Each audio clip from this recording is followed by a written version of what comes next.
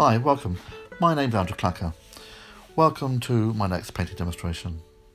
As you can see, I've decided to choose another landscape, and it's actually a landscape from a walk that I took with my family. It was a beautiful day. It's a couple of weekends ago, and it's just based locally in Worcester, and I thought it was a kind of a perfect little view. So if you're going to have a go at this, what I recommend doing first is just to start sketching it out. And what I did is I just concentrated on drawing the main elements.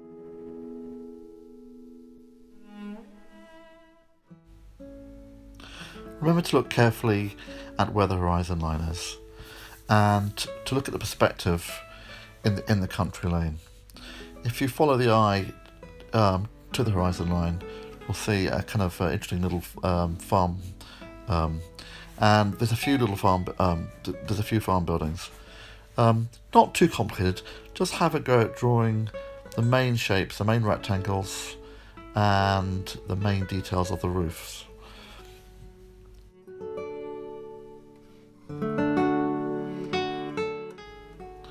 Once you've got the main elements in, I thought it was kind of important just to mention the shadow that's been cast from the large tree in the foreground. Look really carefully at the way the shadow goes over the grass and then comes over the bank, down onto the lane, and then up the bank and back over another sort of bank, and then down onto the field.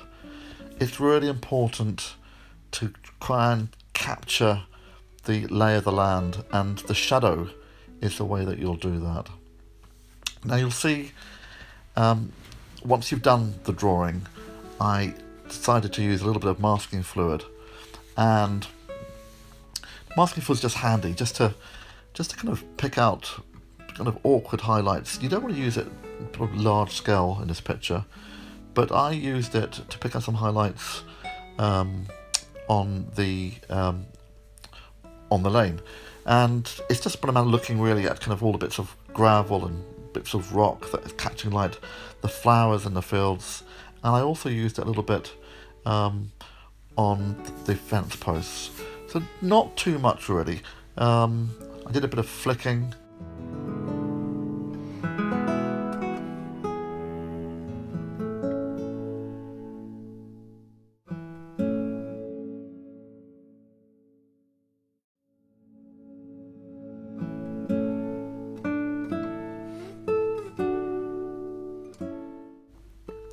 Right, well, I kind of thought it would probably be best to start off with the sky, and I decided to use a wet on wet technique.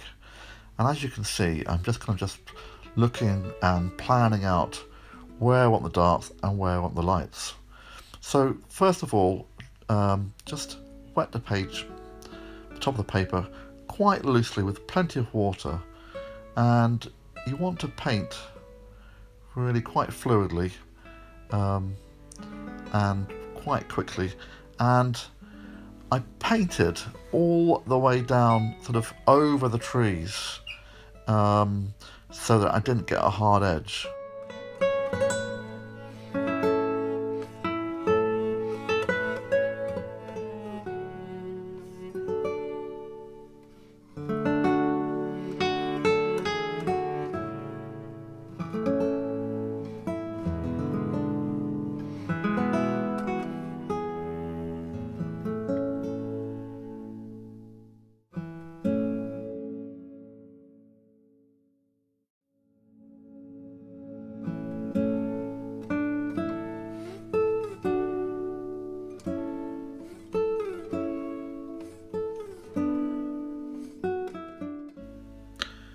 Now, when I get to the horizon line, you can probably see I'm just kind of lifting off some of the blob that reaches the bottom.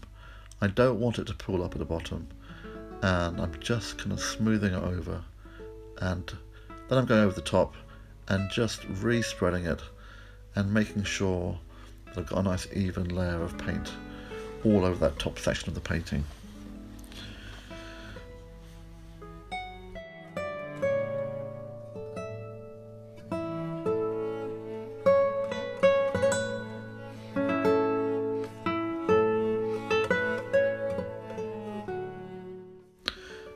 I'm just starting to add some of the lightest areas in the sky. I'm using a little bit of cadmium yellow, a little bit of cadmium red, just very diluted, and just putting the highlights of the lighter areas in the clouds.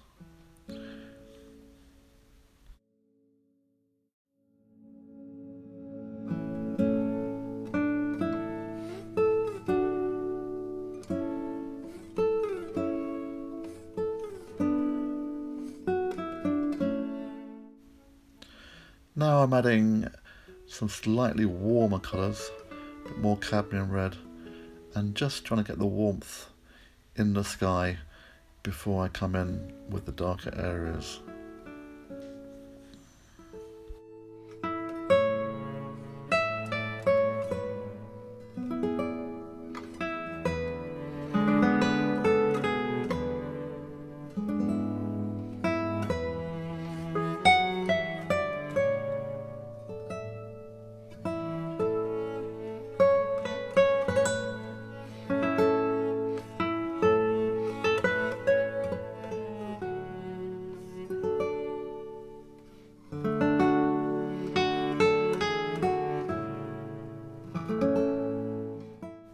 Now I'm just starting to add some slightly darker areas in the clouds, slightly kind of purpley grey shadows to highlight the shadows.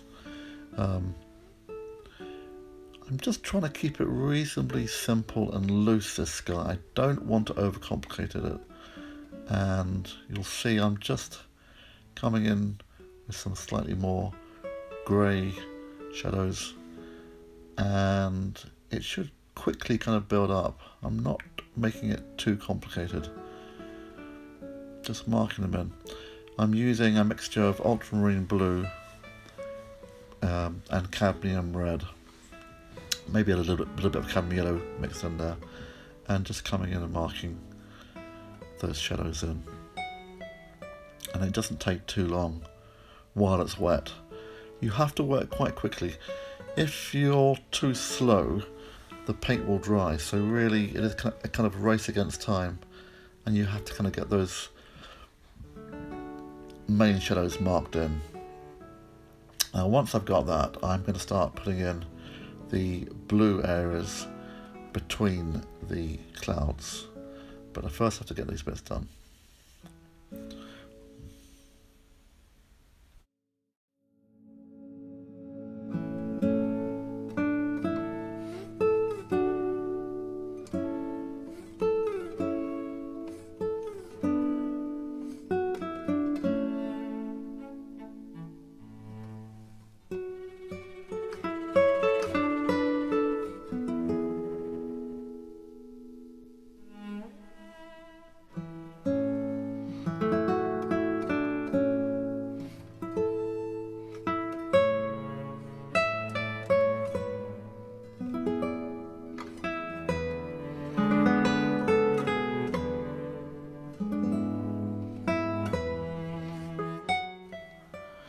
Now you can see I'm just starting to add some blue in between the clouds. I'm using cerulean blue for the lower areas of the sky, and more of a ultramarine cobalt mix higher up. And I'm continuing to work quite quickly just to try and get the main blue areas in, and just trying to keep it as simple as I can. The tendency is to really overfiddle with these areas and try and get every detail in, but I'm just trying to block in these areas and create the shape of the clouds by the blue that's going around them.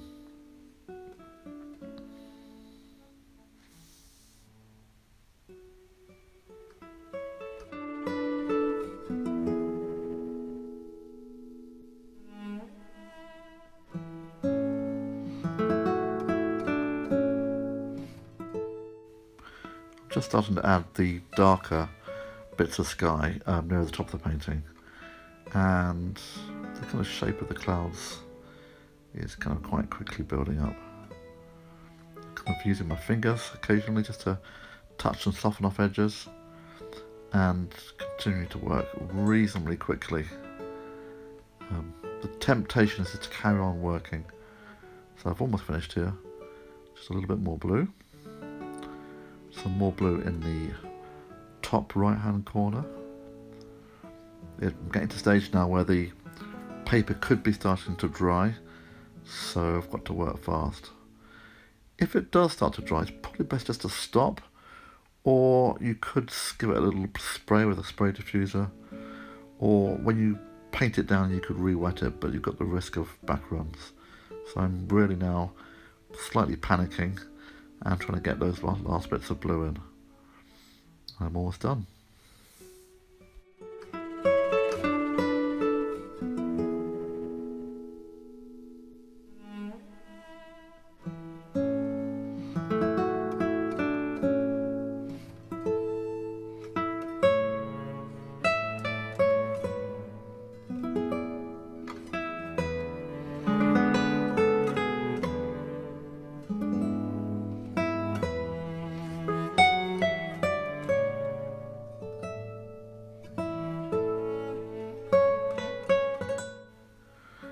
So just a few more darks, just under this main cloud, and I think I'm almost done. I want to kind of stop, so I think that's about it. Right, pleased with that.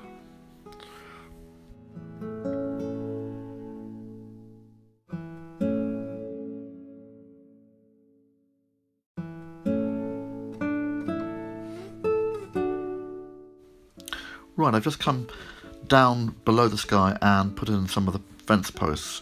I wanted to do the fence posts first because I wanted to create some of the highlights on the fence posts.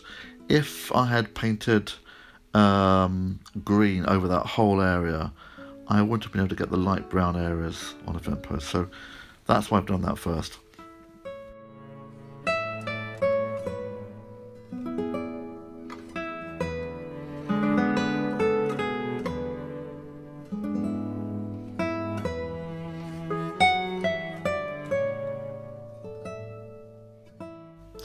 Right, well, hopefully you can join me to watch me finish this painting off on the next video.